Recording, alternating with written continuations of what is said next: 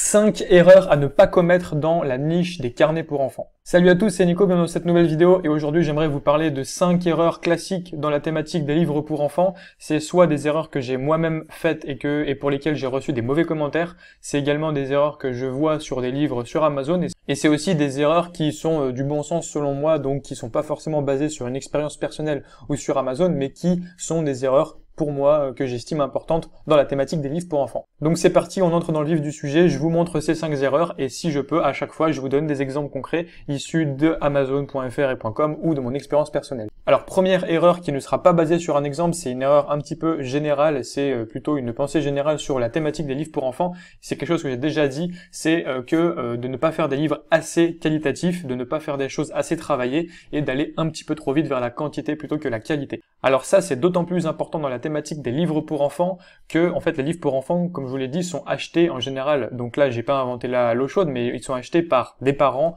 ou par la famille des enfants. Donc du coup, soit vous achetez un livre pour vos enfants, soit pour votre nièce, pour votre neveu, pour votre petit frère. Mais en tout cas, vous achetez en général un livre qui est une sorte de cadeau pour un enfant de votre famille, un proche. Et donc, vous souhaitez le meilleur pour cet enfant, tout simplement pour qu'il s'amuse selon son niveau, donc quelque chose qui soit adapté à son âge, mais également quelque chose qui soit de qualité pour qu'il soit content. C'est un cadeau, donc les parents et plus généralement les adultes sont très soucieux de la qualité du livre d'activité ou de coloriage par exemple qu'ils vont acheter aux enfants de la famille. Et ça, c'est quelque chose qui est beaucoup plus important que pour le low content classique. Si vous achetez un carnet de notes drôle, bon bah c'est un carnet de notes, c'est drôle, et puis c'est pas grave. Ça peut être également un achat compulsif. Vous voyez par exemple, vous êtes un pêcheur, vous tapez accessoires de pêche et puis vous tombez sur un logbook pour noter son activité de pêche, bon bah vous allez l'acheter, c'est un petit peu un achat complémentaire ou compulsif et ça passe, donc vous attendez pas non plus des miracles d'un carnet comme ça. Alors que pour un carnet d'activité, eh bien vous attendez réellement qu'il réponde à un besoin, à savoir éduquer ou divertir un enfant selon son âge et selon les besoins que vous avez définis. Et donc c'est important pour un acheteur d'un carnet pour enfants d'avoir le retour sur investissement et d'avoir un produit qui lui plaît à la fin. Et donc en ayant ça en tête, c'est hyper important de faire des choses maximum qualitatives. Donc qualitatif dans la conception, qualitatif dans la variété des activités proposées à l'intérieur, qualitatif dans le graphisme, c'est-à-dire qu'un carnet d'activités pour enfants, c'est censé être beau et ludique pour attirer l'œil, pour divertir les enfants. Si vous faites quelque chose de trop fade, de trop brut de fonderie, eh bien ça va pas plaire aux enfants. Donc pour toutes ces raisons, il faut aussi que ça soit de niveau qualitatif au niveau visuel. Mais également, il faut que ça soit qualitatif dans le contenu que vous proposez par rapport à la classe d'âge ou par rapport à la thématique. Si vous dites carnet pour enfants et que de 5 ans et que vous avez des choses trop difficiles, eh bien ça sera pas adapté. Ou au contraire, si vous dites carnet pour enfants de 8 ans et que vous faites quelque chose de trop facile, eh bien l'enfant de 8 ans va s'ennuyer. Donc en gros, pour résumer tout ça, c'est d'avoir quelque chose de qualitatif et qui soit respectueux du client que vous visez par rapport à son âge, à son niveau. Bref, il faut faire quelque chose de professionnel. La deuxième erreur à ne pas commettre, c'est de ne pas être assez transparent. Et en fait, là-dessus, je veux revenir sur le point précédent. Donc ça suit directement le point précédent. Donc dans le point précédent, on a dit qu'il faut faire de la qualité et ça s'accompagne également de transparence. Et donc c'est pour ça, il faut être transparent et une erreur, c'est de ne pas l'être suffisamment. Donc là, je vous donne un exemple tiré d'Amazon.fr. Donc je tiens à préciser que pour tous les exemples que je prends dans cette vidéo, il est possible que ça soit votre exemple ou l'exemple d'un membre du groupe. Je ne dénigre absolument personne et je ne suis pas en train de critiquer pour la critique. Je suis vraiment en train de donner des exemples pour vous améliorer. Donc si c'est votre carnet, prenez ça comme un avertissement pour vous améliorer et puis réfléchissez à votre erreur, mais en aucun cas ça ne veut dire que si vous avez fait cette erreur c'est la fin et que votre livre ne vendra plus autre. Donc vraiment prenez ceci avec des pincettes, c'est juste pour des illustrations de ce que je vais vous dire. Donc on revient à nos moutons, voici un exemple ici cahier d'activité de la grande section vers le CP et donc dans le titre on a carnet d'activité de grande section vers CP, passeport, blablabla, des heures de jeux amusants, de sudoku, coloriage, labyrinthe et encore plus.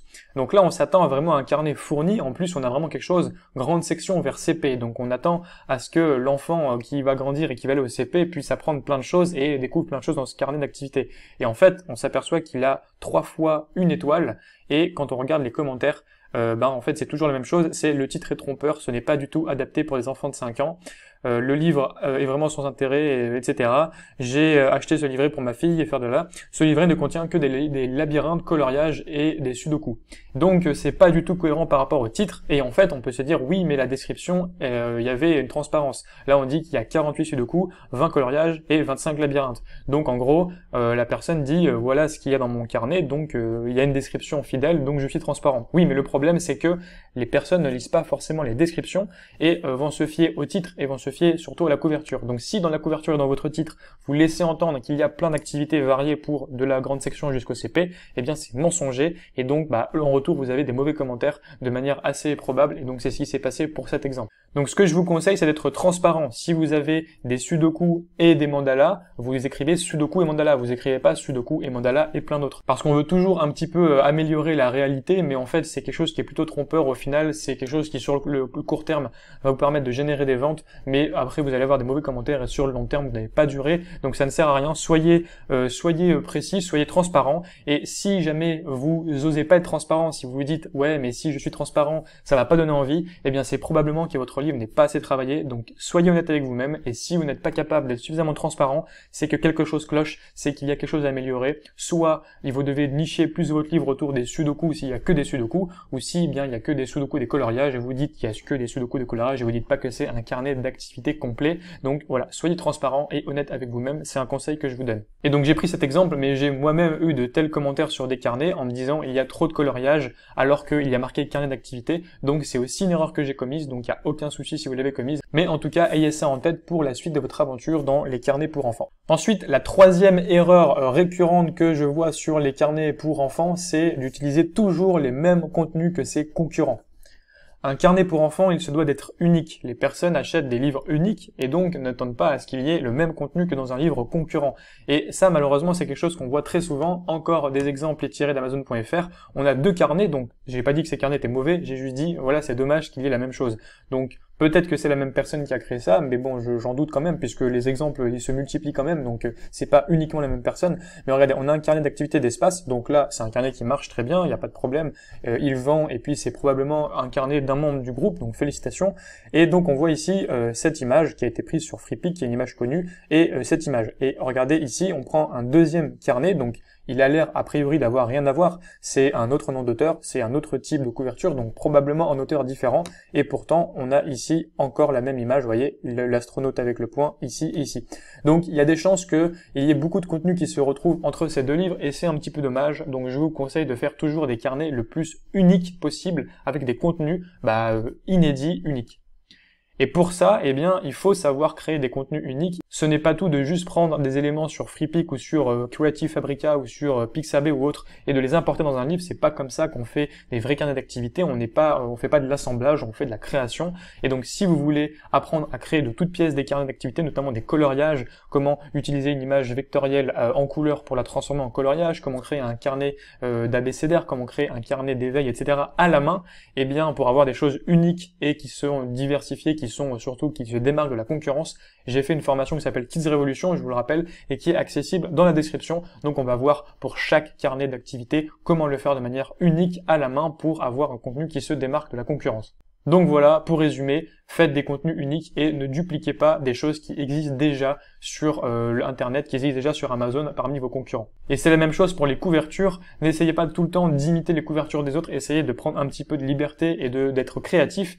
Donc voilà, n'utilisez pas les mêmes images pour les couvertures. C'est quelque chose également qu'on voit souvent. Si vous tapez Freepik et que vous tapez par exemple espace, vous allez tomber sur toutes les premières images de l'espace et en fait on remarque que 90% des carnets de coloriage de l'espace sur Amazon.fr utilisent ces mêmes images qui sont en premier résultat de recherche sur Freepik. Donc c'est un petit peu dommage, allez plus loin dans les pages, allez chercher des sites avec des images libres de droit qui sont un petit peu différentes des autres pour pouvoir vous démarquer. Et voilà, ça demande un peu de temps, mais c'est aussi quelque chose qui vous récompensera sur le long terme. La quatrième erreur, et qui est également reliée à la précédente, c'est-à-dire ne pas faire des choses uniques, c'est de faire des choses qui ne respectent pas les droits d'image. Pourquoi? Parce que en prenant des choses qui ne sont pas uniques justement, qui sont toutes faites sur Freepik, sur Creative Fabrica, etc., parfois on a aussi peut-être la possibilité de prendre des choses qui ne sont pas libres de droit. Donc il faut toujours vérifier les licences des images que vous utilisez, et en particulier, j'insiste encore une nouvelle fois pour les débutants et ceux qui nous rejoignent, que la licence de Freepik n'est pas complètement permissive. Il y a des conditions à respecter. Vous n'avez pas le droit de prendre une image et de la copier dans votre carnet tel quel. Donc ici je vais sur la licence de Freepik en détail. Vous avez ici cette licence, donc vous tapez, donc c'est Freepik/term of use, l'URL, mais si vous téléchargez une image de Freepik avec la version premium, bien sûr, vous avez un fichier texte qui s'appelle license premium, et donc ici vous avez un URL, et quand vous cliquez, vous arrivez là, et vous pouvez avoir la licence complète qui est décrite. Et donc, eh bien, on voit ici que la licence n'autorise pas, en fait, l'utilisation des images dans un contenu qui soit l'élément principal, c'est-à-dire qu'on n'ait pas modifié ou qu'on colle comme ça. C'est-à-dire que si vous avez une image, une page de votre carnet de coloriage et que vous utilisez une image, vous copiez-collez cette image sans la modifier, sans l'assembler avec d'autres images telles quelles, vous n'avez pas le droit parce que ça sera considéré comme l'élément principal de ce que vous vendez et ça c'est interdit par la licence de FreePic. Donc pour la licence de FreePic, il faut modifier l'image ou l'assembler avec d'autres images qui ne proviennent pas de FreePic, mais les licences sont différentes. Si vous allez sur Creative Fabrica, c'est un peu plus permissif.